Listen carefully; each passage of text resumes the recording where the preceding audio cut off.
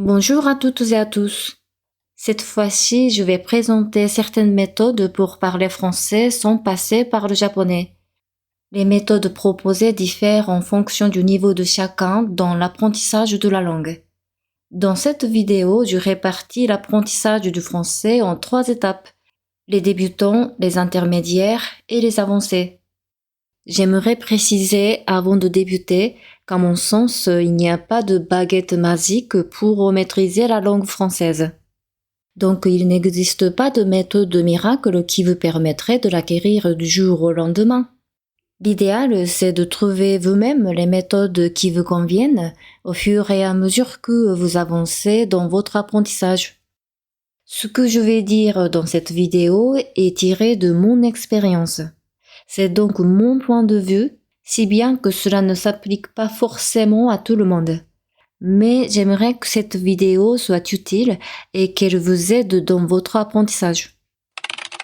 Alors, commençons par le premier stade d'apprentissage.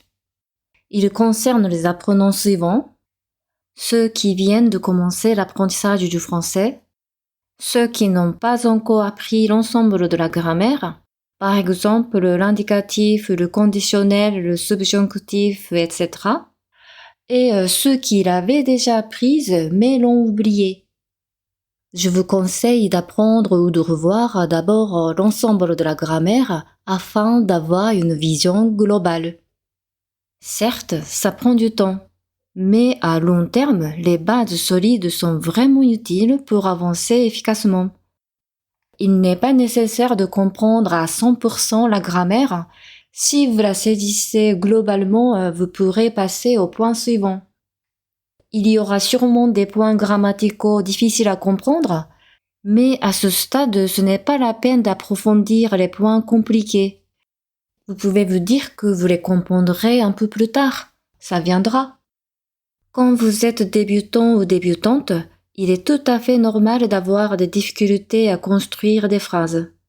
Pour former des phrases, il faut avoir beaucoup d'informations telles que du vocabulaire ou de la grammaire.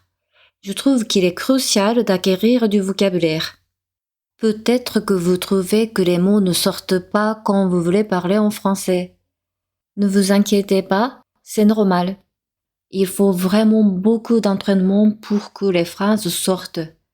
Ce qui compte à ce stade, c'est d'apprendre petit à petit du vocabulaire et de la grammaire. Vous ne pouvez quand même pas inventer des mots, il faut de la ténacité. Quant à la prononciation, je trouve intéressant de l'apprendre dès le début. Ça ne veut pas dire que les débutants doivent prononcer tout correctement, mais en étant attentifs à la prononciation dès le départ, nous évitons de prendre de mauvaises habitudes qui pourraient être difficiles à corriger plus tard. Pour cela, il est important de savoir à quelle orthographe correspond quel son. Je ne vous conseille pas de remplacer les sons français par les sons japonais. Même si vous n'arrivez pas à prononcer de manière correcte, ce n'est pas grave. Mais tentez de bien écouter et d'imiter la bonne prononciation. Passons maintenant au deuxième stade. Il regroupe ceux ayant déjà appris l'ensemble de la grammaire. Je vous invite à revoir les points avec lesquels vous avez du mal. Le but est de mieux les comprendre et d'approfondir vos connaissances. Si vous n'arrivez pas à dire par cœur la conjugaison des verbes les plus utilisés dans la vie courante, vous vous entraînerez jusqu'à ce que vous arriviez à les dire. Il est également intéressant d'aller plus loin. Par exemple, vous apprendrez plus de constructions de phrases qui nécessitent le subjonctif ou le conditionnel, mais aussi plus de locutions pratiques. Une fois que vous aurez de bonnes bases, je vous recommande de tenter une expérience. Au début, vous ne verrez peut-être pas de résultats, mais les effets viendront avec le temps. Vous pouvez essayer de parler sans faire trop attention à la grammaire. Faites des phrases spontanément. Ne vous occupez pas trop des fautes. Laissez aller vos phrases. Extériorisez toutes les phrases et tous les mots qui sont dans votre tête sans trop réfléchir. C'est comme ça que j'ai réussi à parler en ne pensant qu'en français. Autrement dit, quand je parle en français, je ne passe plus par le japonais. Avant d'arriver à ce stade, peut-être que vous étiez obsédé par cette idée. Il faut respecter la grammaire. Mais maintenant que vous l'avez apprise, vous pouvez lâcher prise. Essayez de ne pas vouloir parler correctement à tout prix.